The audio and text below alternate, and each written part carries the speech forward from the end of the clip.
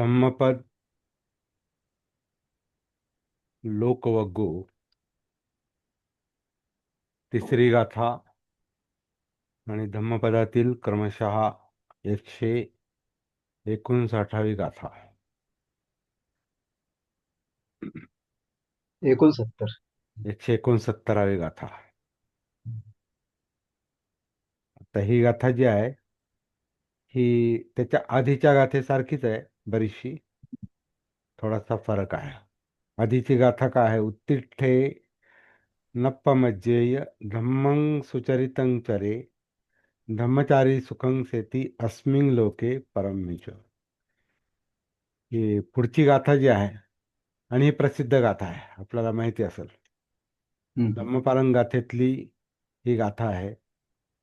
धम्मपालन गाथा ही 14 ऑक्टोबर 1956च्या धम्मस्वीकाराच्या निमित्तानं किंवा धर्मांतराच्या निमित्तानं बाबासाहेबांनी संकलित केलेली धम्मपालन गाथा आहे.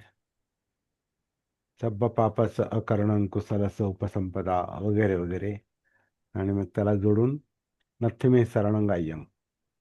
ती जी रचना आहे, ते जे संकलन आहे ते बाबासाहेबांनी केलेलं आहे असं संरक्षितांच्या म्हणण्यावरून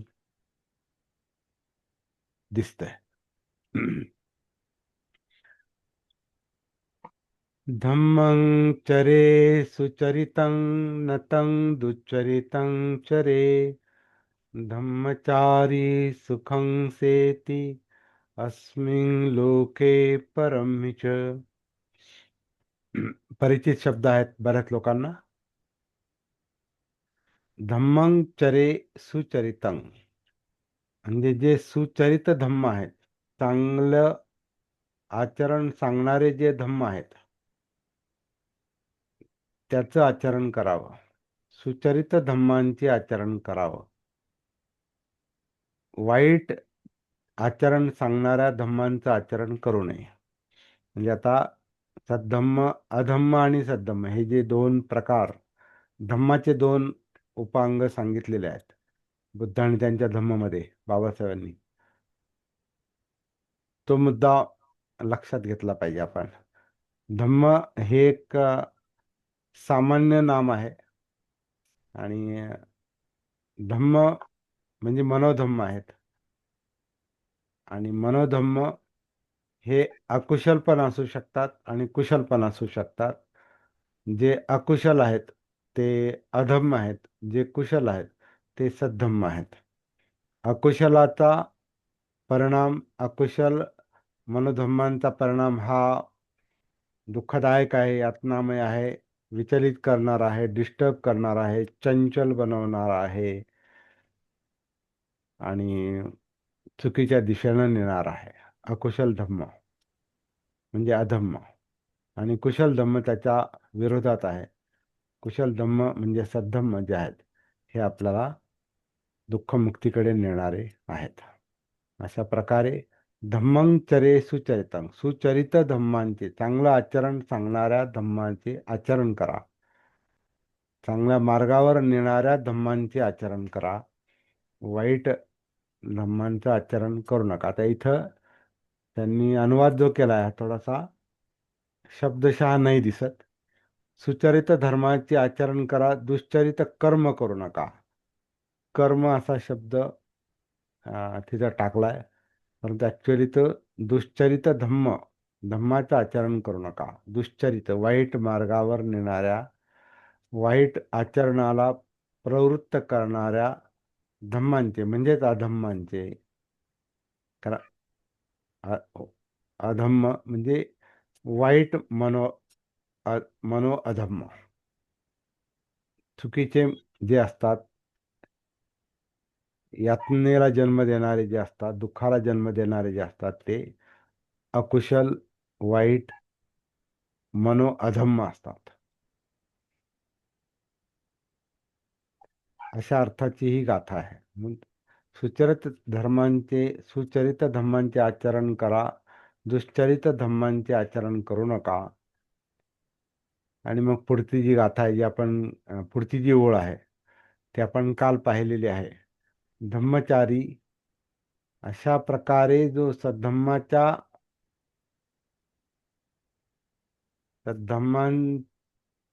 मार्गावर आहे, अधम्माच्या मार्गावर नाही, सद्धम्माच्या मार्गावर आहे, धम्मांच्या मार्गाचं अनुसरण करतो धम्मचारी,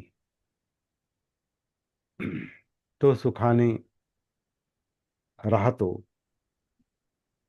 कोणत्याही अवस्थेमध्ये, अस्मिन लोके परमेच. आता वर्तमानातली मनोवस्था असो किंवा नंतरची कुठलीही मनोवस्था असो, हा लोक किंवा परलोक अशा अर्थानं त्याचा आपण त्याला घेऊ शकतो. धम्मचारी या लोकात परलोकात, या लोकात व परलोकात सुखाने राहतात. तर हे लोक किंवा मनोवस्था ओळखण्याचं किंवा पाहण्याचं, जाणण्याचं जे काम आहे हे महत्वाचं आहे. ते लोक मनोवस्थांशी जर आपला संपर्क असेल, मनोवस्था जर आपल्याला जाणवत असतील, तर मग हा लोक परलोक, आत्ताची मनोवस्था, नंतरची मनोवस्था हे आपल्या लक्षात येते. मनोवस्था समजायची असेल, मनोधम्म समजून घ्यायचे असतील, तर मनोधम्मांच्या संपर्कात यावं लागतं. आणि मनोधम्म हे सतीपट्ठांची चौथी अवस्था आहे, धम्मानुसती. धम्मानुसती, धम्माचं भान. धम्मांचं भान म्हणजेच मनाचं भान.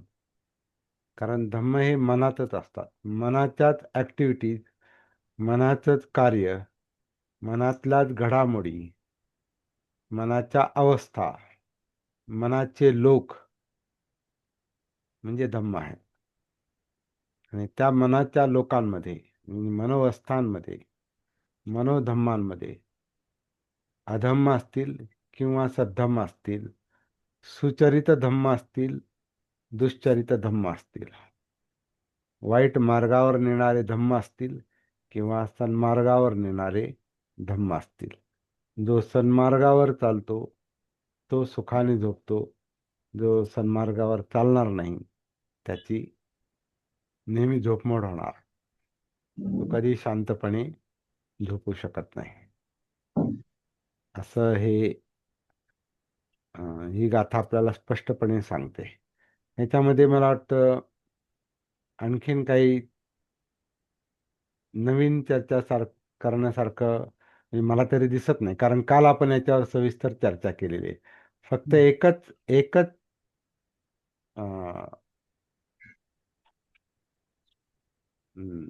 काय म्हणतात, पहिल्या ओळीतले फक्त 4 शब्द वेगळे आहेत. धम्मं चरे सुचरितं हे आपण काल पाहिलेलं आहे. सुचरिता धम्मांचे म्हणजे सद्धम्मांचा चांगल्या आचरणाला प्रवृत्त करणाऱ्या मनोधम्मांचं आचरण करा, प्रॅक्टिस करा. म्हणजे ते आधी जाणा असा आहे त्याचा अर्थ आहे. आधी ते जाणावेत. त्या बाबतीत नप्पमज्जेय, त्या बाबतीत म्हणजे भान जाऊ देऊ नये. आपली सती सती गायब नाही झाली पाहिजे. आपली सती जागृती जी आहे ती शाबूत पाहिजे, ती जागेवर पाहिजे. म्हणजे आपण भानावर पाहिजेत. आपण भानावर असू, आपण जागृत असू, तर आपल्याला मनोधम्म कळतात. तर अशा धम्मांच्या बाबतीत न पमज्जेय म्हटलेलं आहे. न पमज्जे म्हणजे प्रमादात राहू नका, म्हणजे गाफील राहू नका.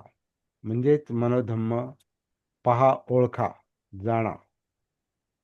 त्या दृष्टीनं ते कालची जी गाथा आहे, उत्तिष्ठे, उठा. उठा म्हणजे जागे व्हा, जागे होऊन भानावर या, भानावर येऊन धम्म पहा. धम्म पहा म्हणजे मनोधम्म पहा, मन पहा. आणि मनामध्ये जे धम्म आहेत त्यातले अकुशल धम्म कोणते, कुशल धम्म कोणते हे जाणा. आणि सुचरित धम्मांचं म्हणजे चांगल्या आचरणाला प्रवृत्त करणाऱ्या धम्मांचं आचरण करा. असं ते एकात एक गुंफलेली ती गाथा किंवा एकात एक गुंफलेली ती ही प्रॅक्टिस आहे, ही साधना आहे. हे फक्त शब्द नाहीत. तर कालच्या गाथेला धरूनच आजची गाथा आहे. धम्मं चरे सुचरितं आणि त्याच्या विरोधात नतं दुश्चरितं दुश्चरितं चरे. दुश्चरित म्हणजे दुश्चरित म्हणजे वाईट आचरणाला प्रवृत्त करणारे धम्म म्हणजे अधम्म. त्या मार्गानं जाऊ नका, ते कर्म करू नका, असं ही गाथा आपल्याला सांगते. तसं जर करता आलं म्हणजे धम्माचं आचरण करता आलं म्हणजे धम्मचारी आपण.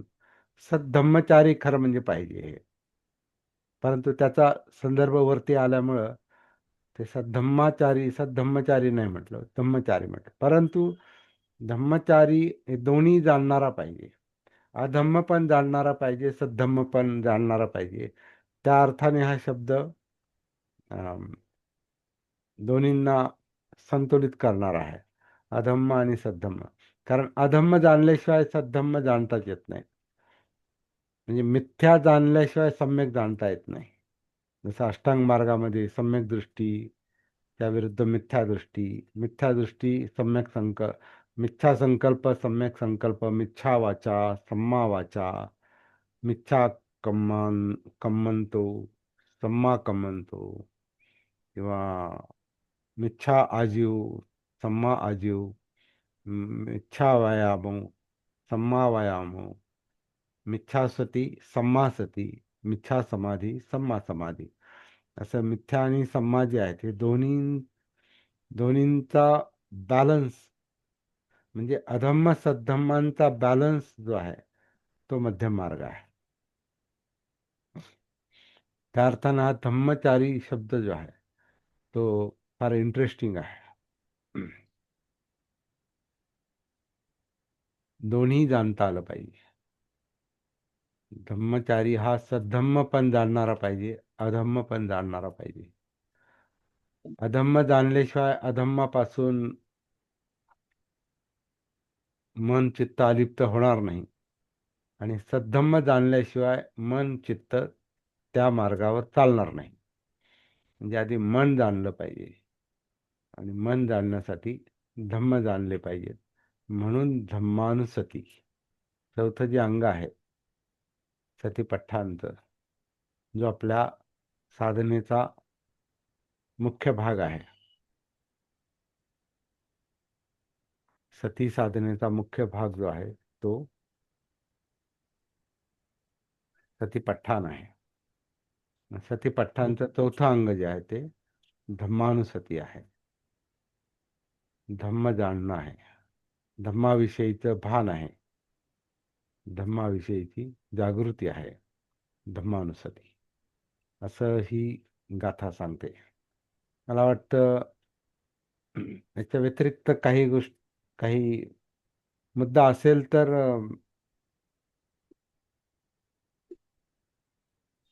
तुम्ही सांगा. कोणाला याच्याविषयी आणखीन काही, म्हणजे मला तरी वाटतं याच्यापेक्षा जास्त, कारण काल आपण याच्यावर खूप बोललो. काल आपली चर्चा जवळपास 1 तासाच्या वर गेली होती. आज नवीन काही सांगायची म्हणजे मला तरी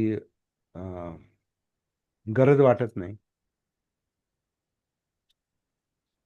त्यापेक्षा आपण पुढची गाथा पाहू शकतो.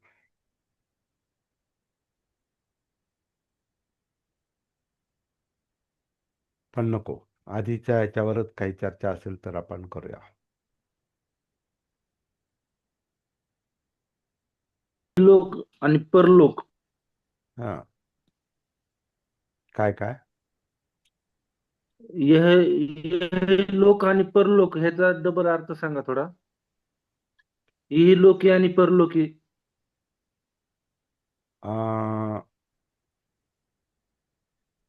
इहलोक ह्या ह्या अनुवादात तरी इहलोक, तुमच्याकडे जे धम्मपद आहे त्याच्यामध्ये इहलोक म्हटलं असेल.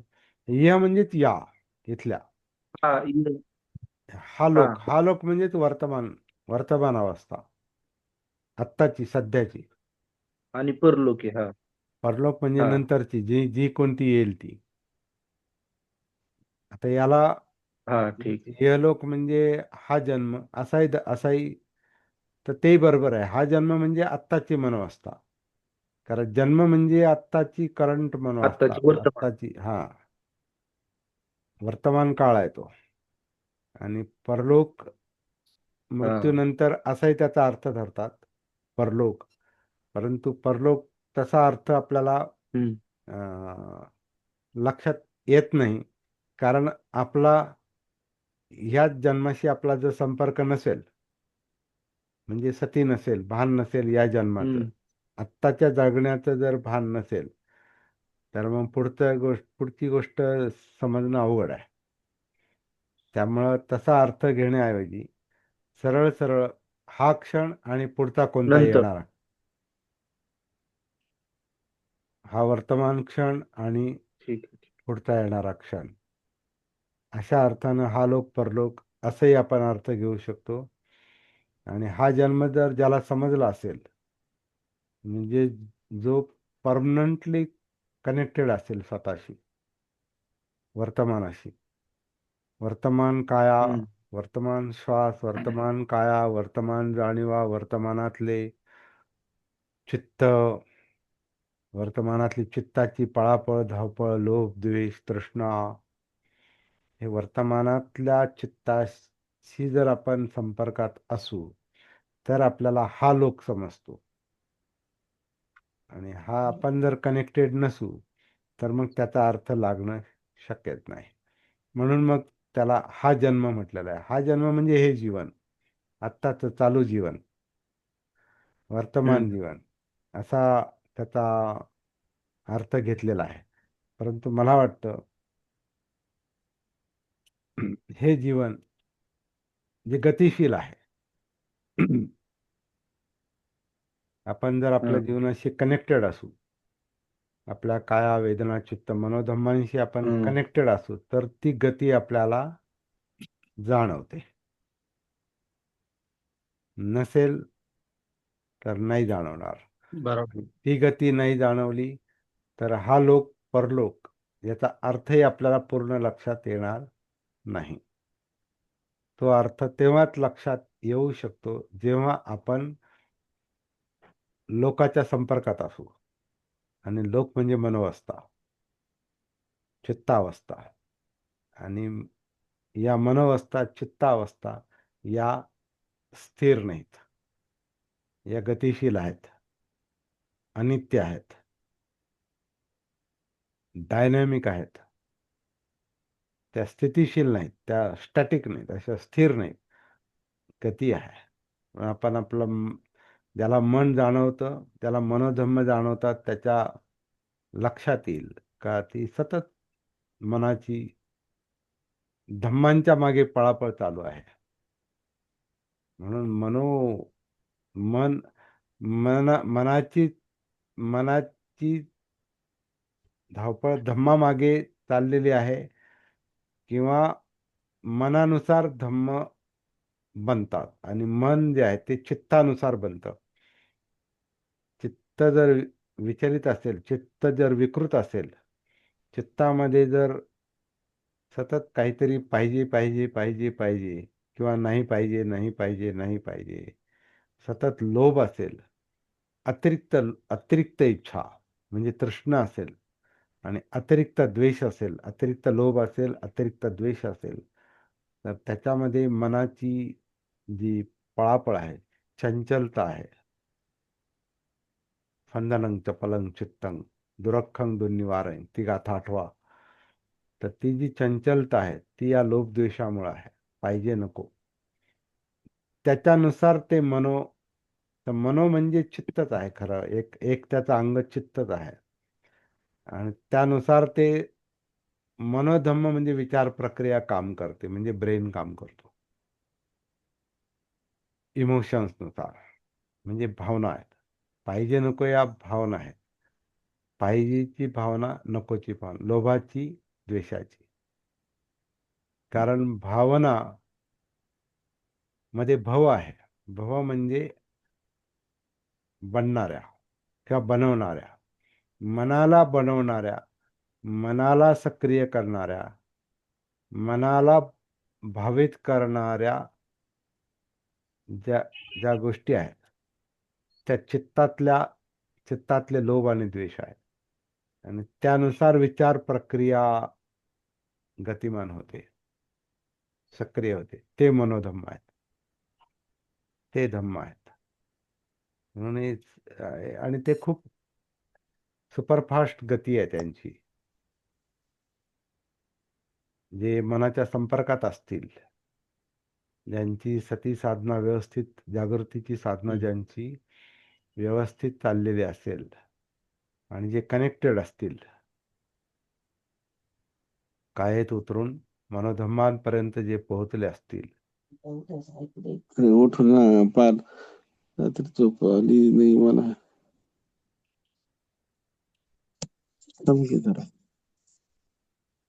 माईक बंद करा.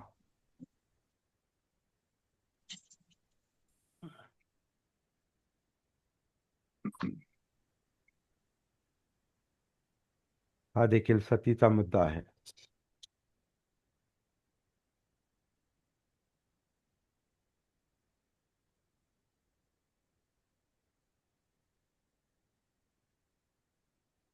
मनामध्ये उतरल्याशिवाय धम्म समजत नाहीत. हा सगळ्याचा सार आहे. आणि जसं मन असतं तसे धम्म असतात. आणि मन हे चित्तानुसार अवस्था बदलतं, लोक बदलतात. आता इथे एक लोक शब्द आलेला आहे. हा चित्तानुसार लोक बदलतात म्हणजे मनोधम्म बदलतात.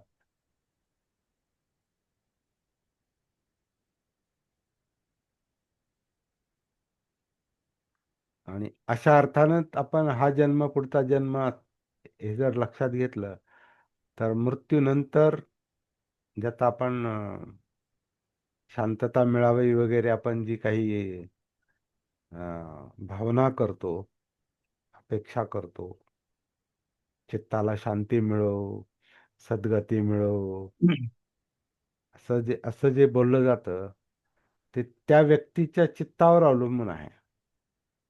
गेलेल्या व्यक्तीच्या चित्तावर. कारण चित्त ही एनर्जी आहे, मन ही एनर्जी आहे, ती शक्ती आहे. शक्ती कधी मरत नाही. ऍक्च्युअली मृत्यू नावाची गोष्टच नाही असे पण म्हणता येतं. परंतु हे भौतिक शरीर हे निष्क्रिय होतं, ते मृतवत होतं आणि त्यातला प्राण जातो. म्हणजे अनापान थांबतं, त्याला आपण मृत्यू म्हणतो. परंतु त्यातली जी एनर्जी आहे ती एनर्जी कंटिन्यू राहते. पण तो लॉजिकचा विषय नाही. ती गोष्ट तर्कानं समजू शकत नाही. म्हणून त्याच्यात लगेच पडू नये. नाही तर मग आपण आपलं डोकं चालवणार. डोक्याचा विषयच नाही तो. तो सतीचा विषय आहे, तो जागृतीचा विषय आहे. डोक्याला फक्त धम्म समजतात, धम्म अधम्म. पण धम्म अधम्म हे सतीला समजतात, म्हणून धम्मानुसती.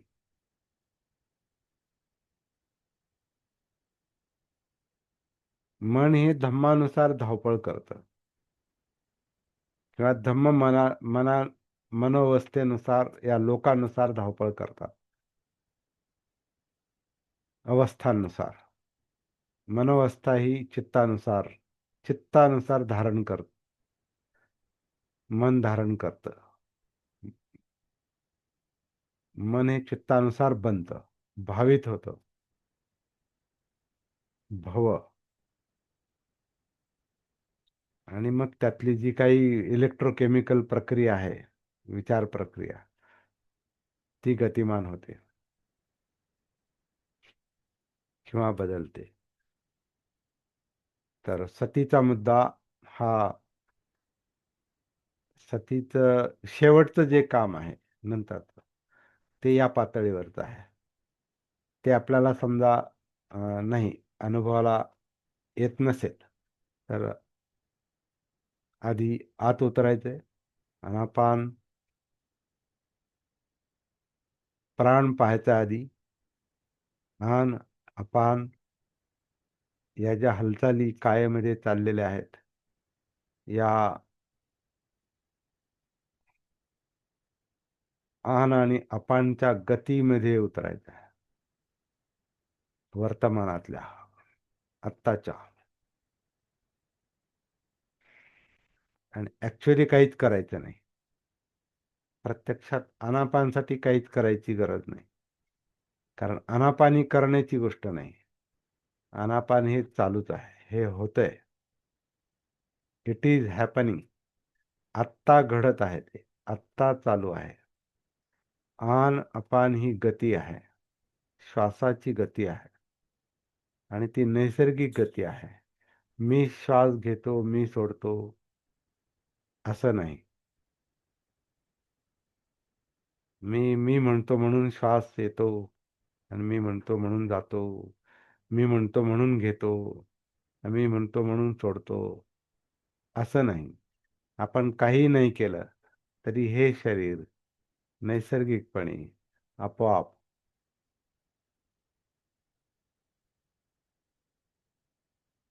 स्वतःमध्ये प्राण भरतं, प्राण सोडतं.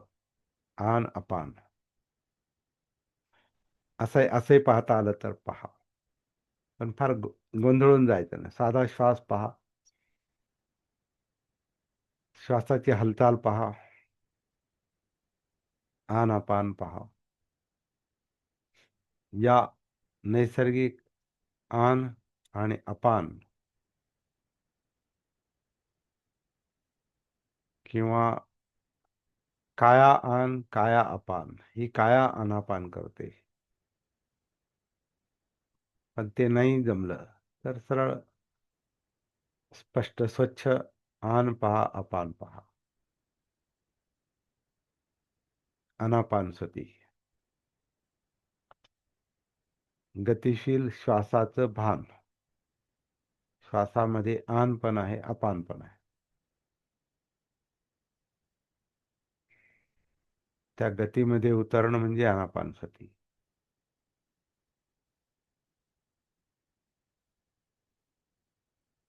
या क्षणात, या लोकात, आत्ताच्या लोकात, आत्ताच्या अवस्थेत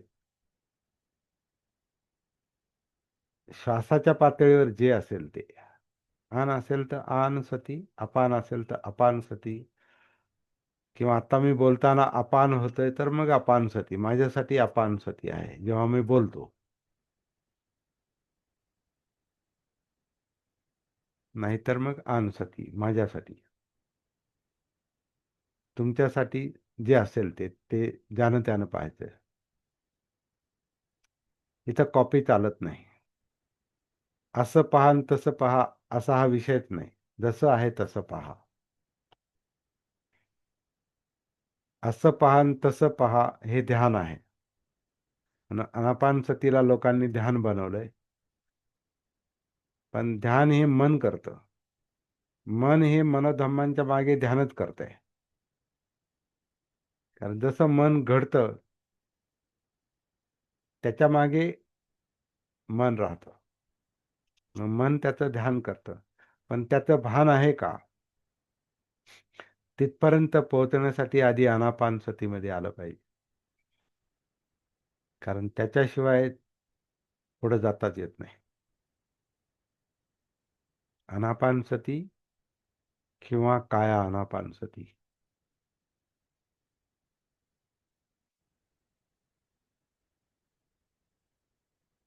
शांतपणे, स्थिरपणे आत्ता वर्तमानात जे चाललंय ते या लोकात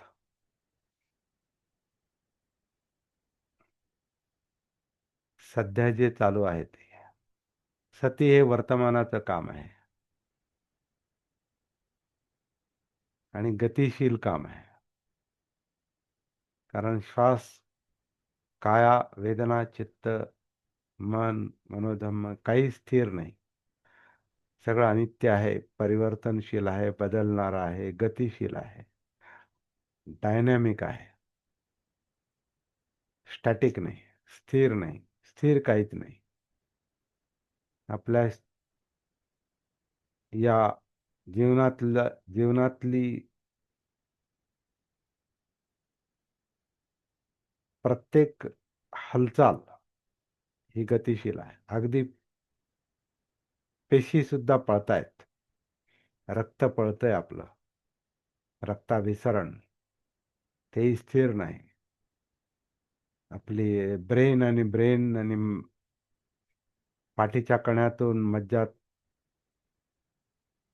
मज्जारज्जूतून जे मज्जातंतू आणि त्यातल्या ज्या जे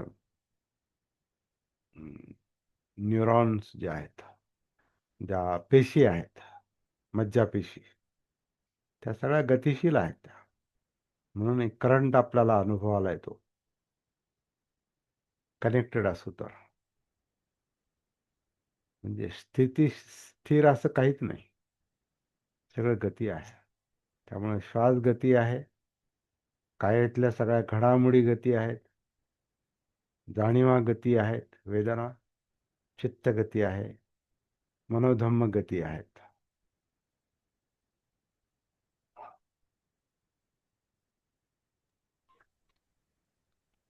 डोळे सुद्धा शांत नाहीत, कान शांत नाही,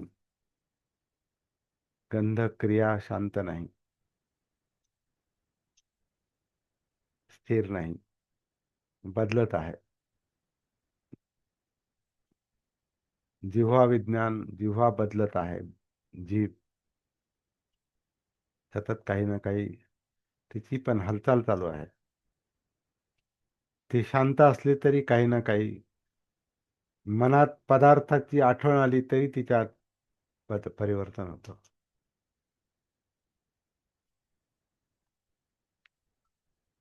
आणि काया म्हणजे त्वचा, सगळं डोळे कान नाक जीभ त्वचा मन चित्त वेदना काया श्वास काही स्थिर नाही, सगळं गतिशील आहे.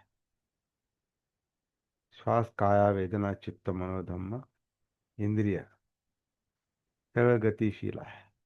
जीवन गती आहे.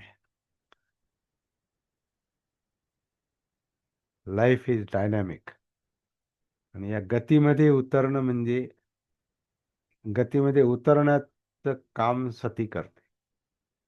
जागृती भान, जागृती भान ही स्थिर गोष्ट नाही. एकच काहीतरी नाही पाहत आपण एका वेळेला एक जरी पाहिलं, पण एक जर शांत नाही तर मग अनेक पण शांत नाहीत.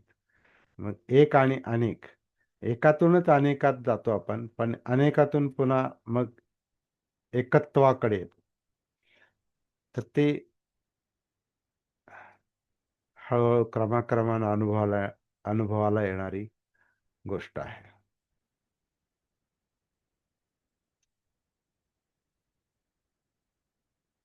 तर हा लोक वगैरे हा जो शब्द आहे ना, हा जन्म, हा लोक परलोक गोंधळात टाकणारा असेल तर थोडासा बाजूला ठेवा, नंतर तो अनुभवाला येईल. आणि अनुभवाला येत असेल गतिशील लोक हे गतिशील आहेत आता परत, कारण वर्तमान गतिशील आहे.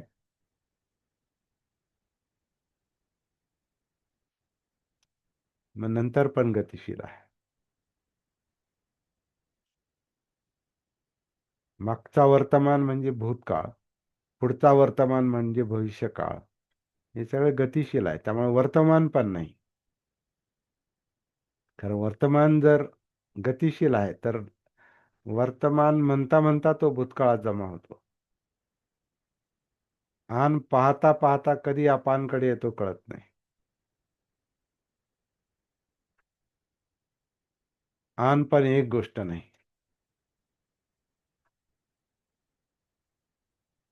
ते एक अंतर आहे.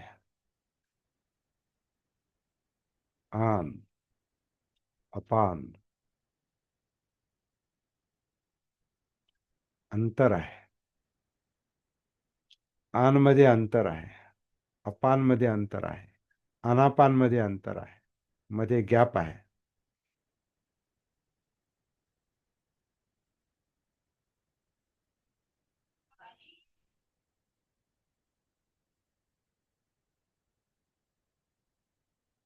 काया आन, काया अपान.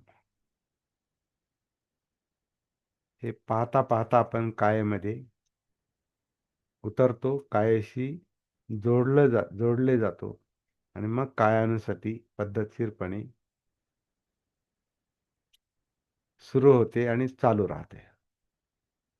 आणि काया जिवंत आहे, म्हणजे त्याच्यात जाणीव आहेत, वेदना आहेत, त्याच्यात सुखदुःख आहेत. तो चित्ताचा परिणाम आहे. आणि अधम्माचा परिणाम आहे. ती पळापळ जी आहे ती अधम्मामुळे आहे.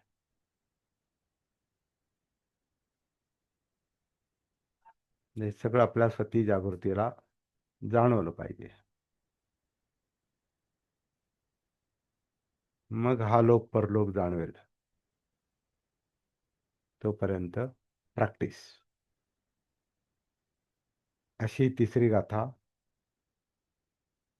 आता हे सगळं लोकवग्गोच आहे. हा अख्खा लोकवग्गो आहे, म्हणजे मनोवस्थात पाहायच्यात. आपण क्रमाक्रमानं अवघडाकडे चाललेलो आहोत, हे लक्षात घेऊ. क्रमाक्रमानं आपण अवघडाकडे चाललेलो आहोत.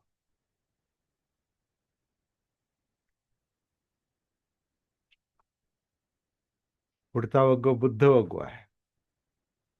ते आणखीन अवघड आहे. अवघड म्हणजे अशक्य नाही, ते आपल्या साधनेवर, प्रॅक्टिसवर अवलंबून आहे.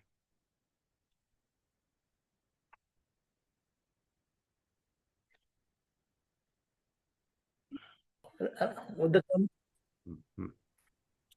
कम्प्युटर ध्यान शिकले आणि स्वतःही ध्यानच करत होते, असं माझा समज होता. आणि हा, जागृत अवस्था म्हणजे मध्यमार्ग, ते आता समजलं. हा, हा.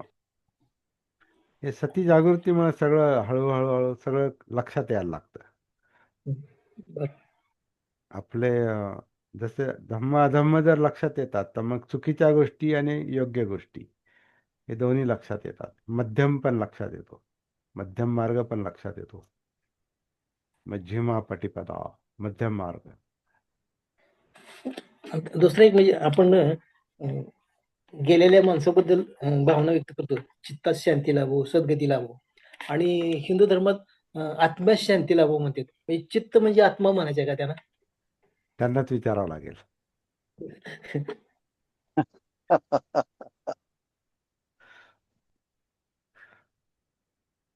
ते कशाला काय म्हणतात ते त्यांनाच विचारावं लागेल. हा, बोला बाबूजी. सर, एक प्रश्न बोला. लोक आता जो विचारला त्यांनी हा. मला, मी लोक आणि परलोक याबद्दल सर म्हणजे थोडस कन्फ्युज आहे. नक्की, कारण प्रत्येक व्यक्ती या विचार करतोच. जो पण या मार्गावर येतो तो या गोष्टीचा विचार करतो. आणि थोडस पुढे घुसलं या मार्गामध्ये त्यांनी अग्रेसर झाला की मग तिथं 31 लोक येतात. कारण सांगताना, कोणी सांगत असताना जो अभ्यास करतो ना, तो परत 31 लोकांमध्ये येतो. कारण मला आठवण्याचं कारण हे झालं, मी मागच्या हप्त्यात याला गेलो संकेसाला, आणि तिथं जो ते सांगत होते की भगवान बुद्ध 35 वर्षानंतर आपल्या आईला भेटण्यासाठी या ठिकाणी अभिधम्म सांगायला आले. अभिधम्म सांगायला आले. बघा सर, कसं आहे माहिती का, यामध्ये सुद्धा कन्फ्युज होतं सर. जो चांगलं करत असतो ना, तो सुद्धा म्हणजे त्यामध्ये गोंधळलेला जातो. मला म्हणजे मी तिथल्या व्यक्तीला ते ताबडतोब विचारलं, परंतु तो पळाला सर तिथून. म्हणजे माझा प्रश्न तसाच राहिला. मी त्यांना ते परत विचारलं. मग तुम्ही जर सांगताय त्या, आणि संकेसाला गेल्यानंतर सर लक्षात आलं, एक मातीच्या ढिगारासारखा ढिगार आहे सर फक्त. आणि तिथं वर म्हणजे देवी बसवली कोणती, तिथं कोणती तरी देवी बसवली वर. आता वरती देवी बसवलेली. आणि तिथं ती माझी जत्रा असते. आम्ही एकदा गेलो तेव्हा तिथं जत्रा होती. नाव विसरलो मी त्या, आणि बरेच लोक ते त्याच्यासाठीच येतात.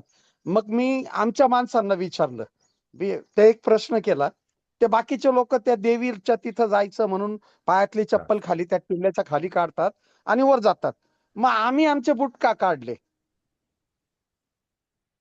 त्यांनी थातुरमातुरच उत्तर दिलं. समोरच्यानी म्हणजे त्याला देताच नाही आलं ते.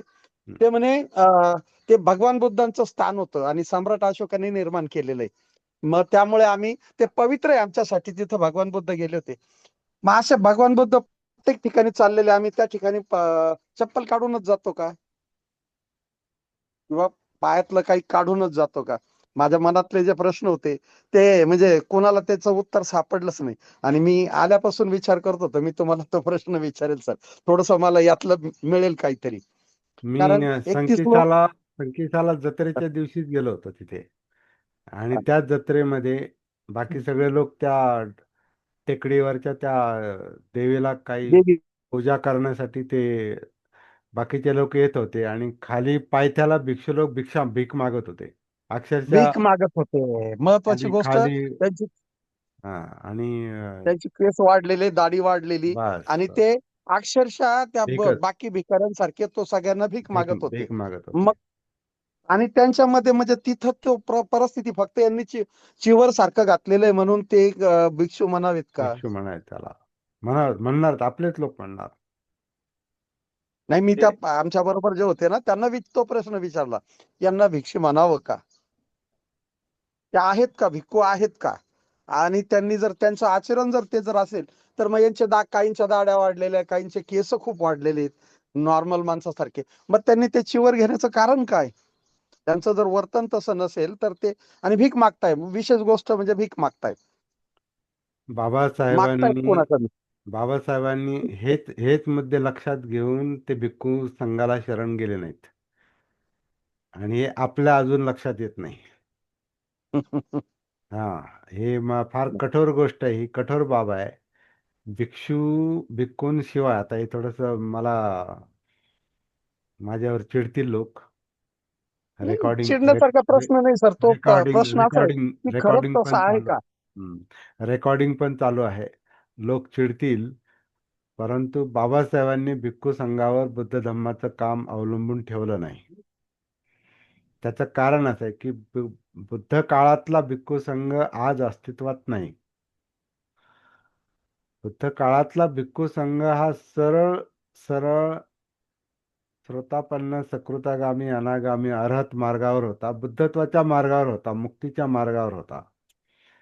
आजचे भिक्खू, आता आपण संकिसाचा उल्लेख केला, जर ते भिकेच्या मार्गावर आहेत, ते धम्माच्या मार्गावर नाहीत. ते फक्त जगण्यासाठी त्यांनी एक साधन बनवलं त्याला. जगण्यासाठी भिक्खू बनणं, असं जर ते संकिसामध्ये मी सुद्धा पाहिलं. मी तर काही म्हणजे थोडीशी, आपल्याला जर संयम नसता ना, तर चीड आणण्यासारखी गोष्ट होती ती. खरी गोष्ट आहे. चीड आणण्यासारखी गोष्ट आहे ती. आणि तिथं अभिधम्म सांगितला. तर काहीतरी विचित्र गोष्टी रूढ झालेल्या आहेत. तर यामध्ये मला म्हणजे मी तर नेहमी विचार करतो सर, काही भिक्खू सरळ सरळ सांगतात दान द्या. ते म्हणजे ते एक भीक नाही मागत का? ती दुसरं भीक काय? नाहीये का? दुसरं काय? दुसरं काय? कारण मला, मी आता ते जे माझ्या बरोबर होते बुद्धवंश म्हणून लुंबिनीचे होते, तर त्यांनी विचार, नो रिक्वायर्ड, नो सजेशन. म्हणजे तुम्ही सजेस्ट सुद्धा करू नका का हे मला द्या, हे सुद्धा सजेस्ट करू नका, रिक्वायर्ड तर करूच नका. तर तो भिक्खू.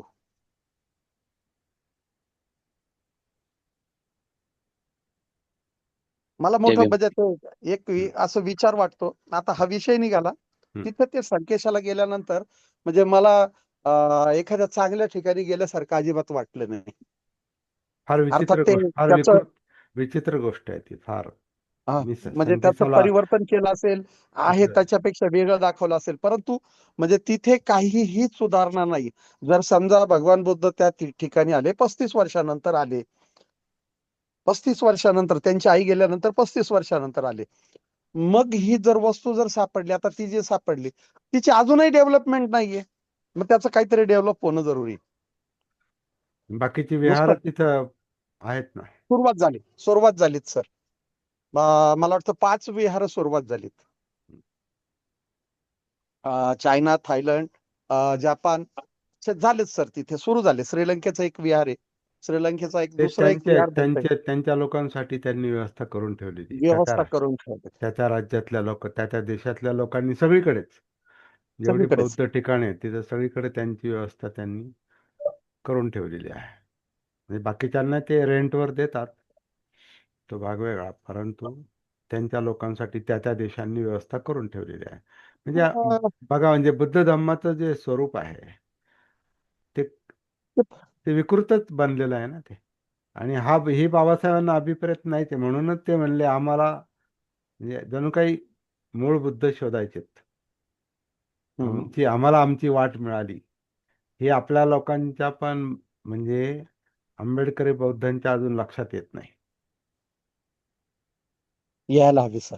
यायला हवं. म्हणून आपण हे सती जागृतीचं जे काही सत्र चालवतो त्याचा मुख्य उद्देश तोच आहे. आणि हा त्रिकोण आपल्याला साधला पाहिजे.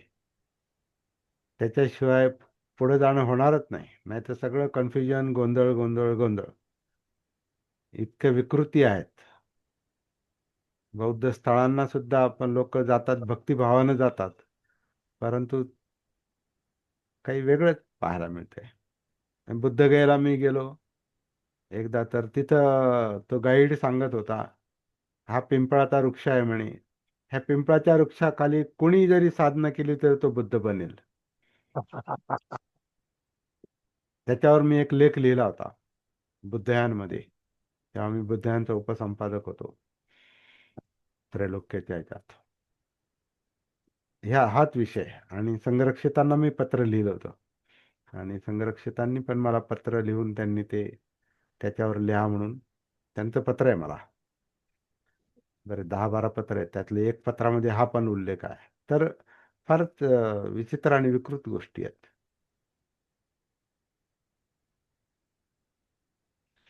लोक हम्म.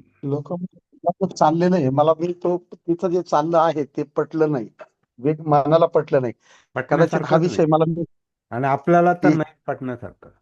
आंबेडकरी याच्या अगोदर बौद्धांना जर गेलो असतो, कदाचित मी या गोष्टी अगोदर जर केल्या असत्या तर मी त्या स्वतःला मानून घेतल्या असत्या. लगे परंतु आपण आता त्या एकदम सरळ सरेंडर झालो असतो आपण. बरोबर आहे. सरेंडर पण झालो असतो. बाबासाहेब नसते ना, तर हा जागृतीचा मुद्दा, सतीचा मुद्दा, म्हणजे मूळ मुद्दा जो आहे ना बुद्ध धम्माचा, तो आलाच नसता व्यवहारात. आलाच ना. हा, आपल्यापर्यंत पोहोचलाच नसता. कारण आता आपण ज्या ज्या बौद्ध संस्था आपण पाहतो ना, त्या ध्यानाचाच प्रचार करतायत, ते जागृतीचा प्रचार नाही करत.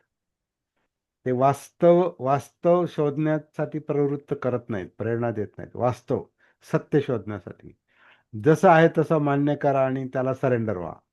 त्याला शरणागती पत्करा आणि त्याला बुद्धं शरणं म्हणा, आणि त्याला धम्मं शरणं म्हणा, आणि त्याला संघं शरणं म्हणा. आणि मला एकाने प्रश्न केला सर, आता जाताना सुद्धा एकाने प्रश्न केला की तुम्ही सतीची जागृतीची कार्यशाळा, हा, जर तो विषय तोच निघाला होता, आपल्या कार्यशाळेचाच विषय निघाला होता, हा. तर तुम्ही सतीपठण केलेलं आहे का? म्हणलं मला यात सतीपठण करण्यासारखं काय? मी जो विषय आहे तो मी जागृत करतोय, एवढीच गोष्ट आहे. आणि त्यामध्ये सतीपठण केल्यानंतरच तुम्हाला हा सतीचा विषय घेता येतो, असं त्याचं म्हणणं होतं. सतीपठण करण्याचा विषय नाहीच आहे. सतीपठण हा शोधण्याचा विषय आहे. नाही, आणि त्याचं म्हणणं पडलं. हा त्याचं म्हणणं नाही, बरोबर आहे. आपल्याला पण उत्तर देताना आता सतीपठण केलं का म्हणजे त्यांना गोयंकांचं सतीपठण केलं का एवढाच हो हो वृत्तांत हो आहे, हो दुसरं काही नाही. हो. सतीपठण हा करण्याचा विषय नाही. सतीपठण सुद्धा गोयंका गुरुजींनी नंतर घेतलेलं आहे याच्यात. ते पण त्यांच्या बौद्ध राष्ट्रातून विरोध झाल्यामुळं. आपण लक्षात घेऊ, हे नंतर टाकलेलं आहे. कारण बौद्ध राष्ट्रातल्या लोकांनी, त्यांच्याच देशातल्या लोकांनी त्यांना म्हटलेलं, तुम्ही सतीपठण का नाही सांगत? तर ते म्हणे विपස්සना म्हणजे सतीपठणच आहे. तर ते लोकांनी मान्य केलं, आणि त्याच्यावर बरंच हे आहे, तो मोठा विषय, तो वेगळा विषय आहे. परंतु हे नंतर घेतलेलं आहे त्यांनी. आणि सतीपठण आणि विपස්සना एकच आहे असंही ते सांगतात. पण मला असं वाटतं सतीपट्टण हा ज्यानं त्यानं स्वतःतलं सतीपट्टण शोधण्याचा विषय आहे. जो तो हा, प्रत्येकानं आपला श्वास पहा, कायेत उतरा, जाणीवा पहा, चित्त पहा, मनोधम्म पहा, जीवन पहा. ते सतीपट्टण आहे, म्हणजे अस्तित्वाची जागृती, जीवनाची जागृती, म्हणून सतीपट्टण. सतीपट्टण, सती प्रस्थान करते, क्रमाक्रमानं पुढे जाते. श्वासातून काया, कायेतून जाणीवा, चित्त आणि ब्रेन, आणि मग इंद्रिय आणि सगळं जीवन, मग सगळं बोलणं चालणं सगळंच आलं. म्हणजे आधी स्वतः त्याच्यामध्ये उतरणं, ह्या जिवंत शरीरामध्ये, अस्तित्वामध्ये उतरणं आहे, ते सती, त्याच्यासाठी सतीपट्टण आहे. बरोबर. आपल्याला आपल्याला आपल्याला शोध घ्यावाच लागेल, ज्याला त्याला शोध घ्यावा लागेल. आणि हे सांगण्याचा पण मुद्दा नाही, हे काय असं पटवून सांगण्याचा मुद्दा नाही, आणि हे तर्काचा पण मुद्दा नाही. हे काय शब्द समजले, काया वेदना चित्त मनोदमन सती, कायानुसती वेदनानुसती वगैरे शब्द समजणं म्हणजे सतीपट्टण नाही. सतीपट्टण ही जिवंत अस्तित्वात उतरणं आहे.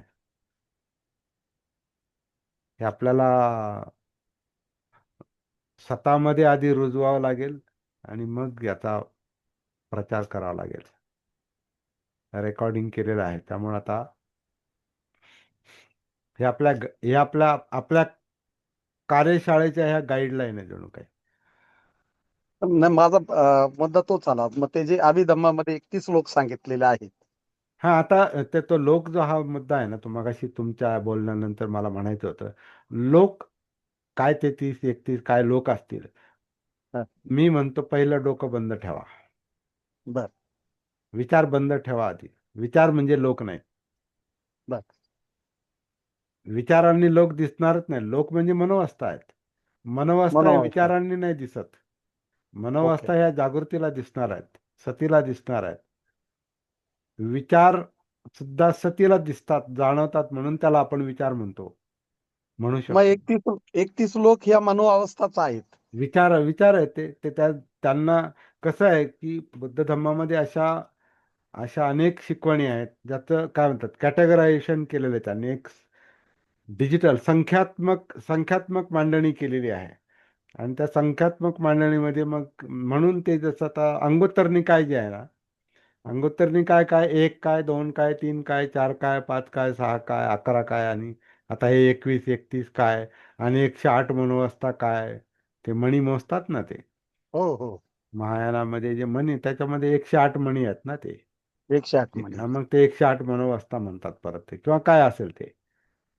आणि ते दरवेळेला ओम मणी पद्मे हूम मणी पद्मे हूम, किंवा ओम हरपचनदी, किंवा नम्य हो रंग्य, किंवा नम्य हो रंग्य जपानी याच्यामध्ये, किंवा काय ओम तारे तो तारे तुरे स्वाहा. पठण करण्यासाठी, एकाग्रतेसाठी ते हे केलं, आणि त्याच्यामध्ये ते कन्सेप्ट गोवलेले आहेत. म्हणजे कारण कसं आहे, तर्काला नेहमी विषय पाहिजे असतो, म्हणजे विचाराला नेहमी वितर्क पाहिजे असतो, म्हणजे विषय पाहिजे असतो. विषयाशिवाय विचार चालतच नाहीत. म्हणून विषय निर्माण केलेले आहेत. आता हे तुम्ही जे म्हणता, आपण जे म्हणतोय ना, याद्या केलेल्या आहेत. मग त्रिरत्नाचं म्हटलं, मग बुद्ध धम्म संघ, किंवा शील समाधी प्रज्ञा, किंवा सती धम्मविचय वीर्य प्रीती प्रश्रब्धी समाधी सप्तबोध्यांग, किंवा अष्टांग मार्ग, किंवा अमके मगे, हे काही अभिधम्मातले वेगवेगळे विषय, किंवा 4 सती पठ्ठाण, पंचधम्मेंद्रिय, पंचबल, हे 11 विधायक मनोवस्था, 11 पॉझिटिव्ह मेंटल स्टेट्स, किंवा जे काय आहे तर ते आकड्यावर त्यांनी कॅटेगरायझेशन केलेलं असते. 1 काय, 2 काय, 3 काय, 4 काय, 5 काय, 6 काय, असं असं 108 पर्यंत, किंवा आणखीन खूप प्रज्ञापारमिता सूत्रामध्ये सुद्धा Prajnaparamita in one word, one letter, एका अक्षरात प्रज्ञापारमिता, म्हणजे ते अक्षर म्हणजे आहे. म्हणजे नॉट, नाही, अज्ञान, अविद्या, तर त्या मध्ये प्रज्ञापारमिता आहे, असं ती अं, ती परंपरा सांगते. तर किंवा Prajnaparamita in one line, Prajnaparamita thousand, हजार, 10,000 किंवा अनेक हजार असे. म्हणजे कसं आहे की माइंड गुंतलेलं आहे त्याच्यामध्ये. शोध नाही चालला. मनाला दुसरीच कामं दिलीत. मनोधम्म तयार केलेत. अनेक मनोधम्म तयार केलेले आहेत. आणि या मनोधम्मांमध्ये मन ध्यान करतंय आणि त्याच्यामध्ये ते गुंतलेलं आहे. असं मी आता काही गोष्टी अनुभवाच्या बोलतो हा. कारण हे सगळं केलेलं आहे म्हणून. काही गोष्टी केलेल्या आहेत, करून पाहिलेल्या आहेत. आणि म्हणून आपण म्हणजे हे मुद्दाम सतीकडे नाही आलो आपण, तर मुद्दा सापडलेला आहे, लक्षात आलेला आहे. म्हणजे आपल्याला सतीचा मुद्दा आपलाच बरोबर म्हणून रेटायचा नाही. बुद्धाच्या शिकवणीमध्ये जागृती हाच मुख्य मुद्दा आहे. म्हणून आपण सम्मा संबुद्ध, संपूर्ण जागृत म्हणतो. म्हणून जागृती हा सेंट्रल पॉइंट दिसतो, सती हा सेंट्रल पॉइंट दिसतो. ती गोष्ट बुद्धांना बुद्धगयेमध्ये लक्षात आलेली आहे असं मला वाटतं. आणि ही गोष्ट त्यांना लहानपणीच कपिलवस्तूमध्ये सापडलेली आहे. शुद्धोधन नांगर, ज्यावेळेस शेतावर हा गेले होते हा त्यावेळेस. शुद्धोधन नांगर चालवतायत तर त्यांना झाडाखाली बसायला सांगितलं. कारण मेचा म्हणजे उन्हाळ्याचे दिवस नाही का, म्हणजे उन्हाळा संपलाय आणि नांगरणी करतायत. कारण नंतर पावसाळा पावसाळा लागण्याच्या अगोदर. पावसाळा लागण्याच्या अगोदर. अगोदर म्हणजे तिथे कडक ऊन आहे. आणि कडक उन्हामध्ये जावा सावलीला जाऊन बस असं म्हटले असेल. मग त्यांची जी प्रवृत्ती होती ती, ते चित्त जे होतं ते बऱ्याच अंशी जागृत असलं पाहिजे. बाबासाहेबांचं पण तसंच होतं दिसतंय. आणि तिथं त्यांना ते झाडाखाली जे काही सिद्धार्थ गौतमांना जाणवलं त्याचीच आठवण त्यांना याच्यात येते, बुद्धगयेमध्ये येते. म्हणजे ती कंटिन्युटी आहे. आणि मधलं जे आहे ते सगळं सोडून दिलेलं आहे. म्हणजे शोध आहे, तो शोध घेण्यामध्ये काही चुकीच्या मार्गाने गेलेले आहेत ते. पण ते लक्षात आलं नंतर नाही. आणि ते किती किती कठोर तपश्चर्या केल्यात. मृत्यू जवळ आलाय शेवटी. सुजाताचं अन्न मिळण्याच्या आधी चक्कर येऊन पडले म्हणजे मृत्यू जवळ आलाय ना. सगळी क्षीण अवस्था झाली, पूर्ण दुर्बल अवस्था झाली, ताकदच गेली पूर्ण. मग जेव्हा ऊर्जा मिळते खाल्ल्यानंतर, मग ते चिंतन सुरू आहे. आणि ते चिंतन ते जागृत चिंतन आहे. मग आपण काय काय केलं आधी, आणि तिथे कसं कसे आपण चुकीच्या मार्गाने गेलो किंवा फसलो किंवा फसवले गेलो, काय असेल ते हे सगळं लक्षात येते त्यांच्या. आणि मग हे मध्यम मार्ग सापडलाय. कामसुखल्लिका आणि योगो अत्तकिल मथानुयोगो. आत्मक्लेश आणि कामतृष्णा म्हणजे इंद्रिय तृष्णा आणि आत्मक्लेश याच्या मधला मार्ग म्हणजे हा मध्यम मार्ग आहे. धम्म पहा, मनात काय चाललंय ते पहा, मनोधम्म. मग धम्माचा शोध लागला त्यांना. आणि मनोधम्मांमध्ये पण आता बाबासाहेबांनी जे कॅटेगरायझेशन केलं ते फार इंटरेस्टिंग वाटतं मला. अधम्म सद्धम्म म्हणजे आपण त्याला कुशल अकुशल, बुद्धांनी त्याला कुशल अकुशल म्हटलेलं आहे. तर अकुशल म्हणजे अधम्मच आहेत, कुशल म्हणजे सद्धम्म आहे. आपल्याला शोध घ्यावा लागेल. आणि सगळ्यात महत्त्वाचं म्हणजे प्रॅक्टिस करावं लागेल. प्रॅक्टिस शिवाय हे शक्य नाही. हा बोलण्याचा विषय नाही फक्त, आणि विचारांचा पण विषय नाही, नुसत्या अभ्यासाचा विषय नाही, पांडित्याचा विषय नाही. हा साधनेचा विषय आहे, प्रॅक्टिसचा विषय आहे आणि संशोधनाचा विषय आहे. काम करत राहू. व्यक्ती अंगावरची थांबा, एक मिनिट. हा बोला. काही ठिकाणी आपल्याला आपल्या बौद्धामध्येच काही लोक चिवरधारी येतात, चिवर घालून येतात आणि सांगतात की मी भिको आहे म्हणून सांगतात. पण नंतर ज्यावेळी ते दान मागतात त्यावेळी खटकतं की बाबा या माणसाला खरंच दानाची गरज आहे का. हा तो एक वेगळा वादाचा मुद्दा आहे, तो बरोबर आहे.